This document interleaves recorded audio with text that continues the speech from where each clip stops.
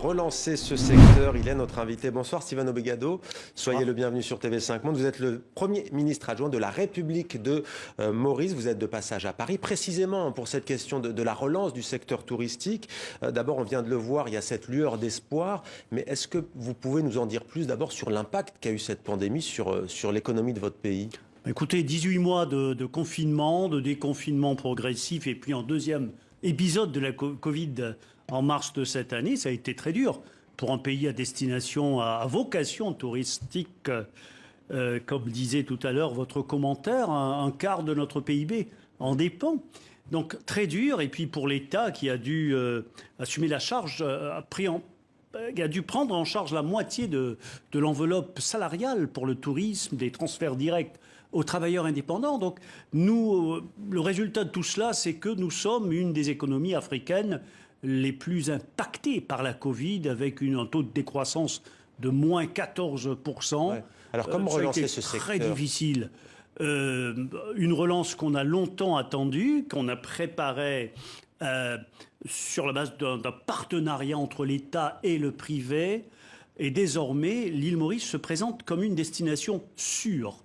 Nous offrons une bulle vaccinale aux touristes, puisque toute la chaîne du tourisme est vaccinée. Le personnel de la compagnie d'aviation nationale Air Mauritius jusqu'aux établissements hôteliers. Après la vaccination obligatoire qui s'étend dans différents secteurs de la vie sociale, économique du pays. Mais il y a cette inquiétude quand même de celles et ceux qui travaillent dans ce secteur, que les touristes ne reviennent pas.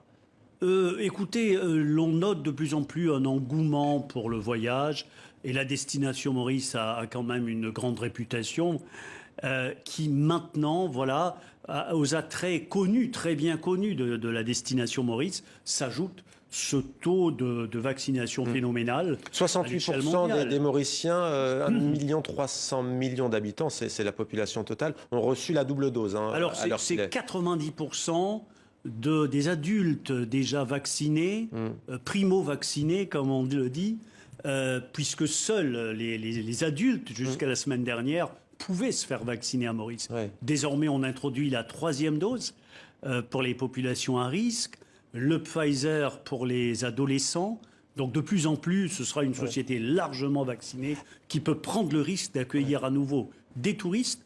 Et nous nous soucions bien évidemment de la sécurité sanitaire aussi des touristes que nous allons accueillir. Est-ce que cette pandémie, c'est dur à dire, mais est-ce que c'est pas aussi l'occasion pour vous, l'île Maurice, la République de Maurice, de revoir un tourisme de masse, peut-être pas maintenant, mais est-ce que vous pourrez en faire l'économie, tourisme de masse qui nuit notamment à la forêt? On sait que les Mauriciens sont très préoccupés par la question environnementale. Vous avez tout à fait raison, nous n'avons jamais voulu d'un tourisme de masse. Et cette période de confinement aura été l'occasion à l'industrie de se restructurer. Nous nous tournons de plus en plus vers un tourisme plus vert, avec un personnel autrement formé. Si vous avez tout à fait raison, pour Maurice, comme d'autres destinations à travers le monde, c'est l'occasion de repenser, de reconcevoir ce que sera le tourisme de demain. Il y avait eu ces manifestations contre une marée noire, c'était il y a un peu plus d'un an, c'était l'été 2020. Vous avez entendu la colère des Mauriciens? La société mauricienne a subi un double traumatisme. D'abord, la pandémie de la Covid qui a bouleversé l'humanité à l'échelle mondiale. Et puis à Maurice, nous avons eu la malchance, pendant cette période exceptionnelle où pendant 10 mois, on n'a pas connu la Covid à Maurice, on a eu cet incident malheureux où un pétrolier est venu s'échouer. Vous êtes vu reprocher de ne pas avoir dit toute la vérité, en fait. Comment dites-vous ? Apparemment, d'après les manifestants, de ne pas avoir été. Écoutez, 50 ans de cela, la Moco Cadiz, en France, près des côtes de la Bretagne, on disait la même chose. Parce qu'un incident pareil, ça bouleverse une population qui n'a jamais connu cela. Ça n'était jamais arrivé à Maurice. Ouais. Donc évidemment, les gens doutent. Et après, les médias sociaux... Juste pour finir, vous parlez des médias sociaux. Voilà. Si je vous dis Chama Sandouya, vous la connaissez? Comment? Chama Sandouya, 24 ans, première manifestation sous-marine du monde pour finir cet entretien. Elle a manifesté en sous-marin pour défendre les océans. Comment mieux protéger cet océan Indien, selon vous, monsieur le ministre? En agissant de concert avec d'autres îles. C'est pour cela qu'à l'occasion de la COP26, on la voit, c'est cette jeune femme. La déclaration de Glasgow pour l'action climatique dans le tourisme. Ouais. Et c'est une question d'importance capitale pour les petits États insulaires dont Maurice. Ouais, avec la montée des eaux qui menace. Merci beaucoup à vous, Steven Obegado, d'avoir répondu à nos questions. Je rappelle que vous êtes le premier ministre adjoint de la République de Maurice. Plaisir de vous accueillir bientôt à Maurice. Merci beaucoup.